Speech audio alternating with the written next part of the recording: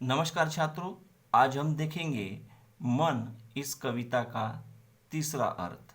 अब हम मन इस कविता के अंतिम पड़ाव पर पहुंच चुके हैं। मन की पीड़ा छाई बन बादल बरसी आंखें। जब आकाश में बादल बहुत घने होते हैं तभी वर्षा होती है। उसी प्रकार जब मन की पीड़ा बहुत गहरी हो जाती है तो वह बादल बनकर आंसुओं के रूप में बरसने लगती है। दूसरे तीन पंक्तियों में कवि कहते हैं, चलती सात पटरिया रेल की फिर भी मौन।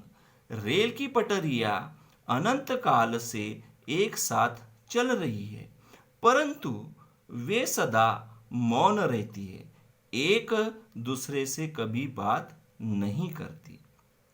बाद में कवि कहते हैं, सितारे छिपे बादलों की ओट में सूना आकाश।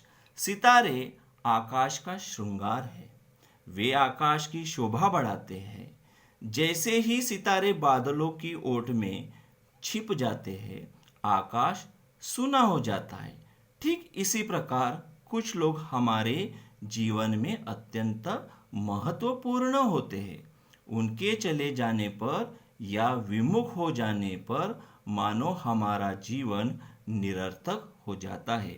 इसलिए छात्रों, हमारे जीवन में कुछ लोग जो भी हो अत्यंत महत्वपूर्ण हैं, उन्हें हमें संभाल कर रखना चाहिए। एक अच्छा संदेश यहाँ पर कवि विकास परिहार हमें दे रहे हैं।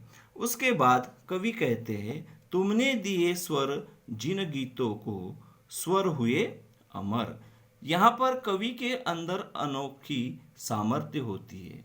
वह जिन गीतों को स्वर देता है वे गीत अमर हो जाते हैं। इसी प्रकार कवि अपनी रचनाओं के द्वारा समाज में परिवर्तन ला सकता है। कवि अपनी इन कविताओं के माध्यम से समाज में परिवर्तन लाने का एक अच्छा कार्य करते हैं। उसके बाद कवि कहते हैं, सागर में भी रहकर मछली प्यासी ही रही। यहाँ पर कवि का कहना यह है कि सागर में अथाह जलराशि होती है, परंतु खारा होने के कारण अथाह होने पर भी वह जलराशि पीने योग्य नहीं होती।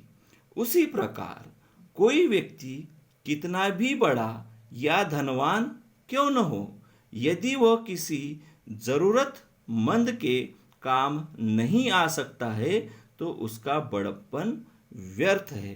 एक अच्छा समाज में परिवर्तन लाने वाला संदेश कवि विकास परिहार हमें इस मन कविता के माध्यम से यहाँ देना चाहते हैं। तो छात्रों, यहाँ पर हमारा ये तीसरा और अंतिम अर्थ मन कविता का समाप्त होता है।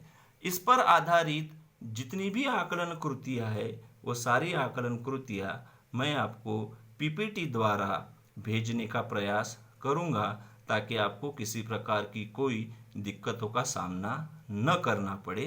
धन्यवाद।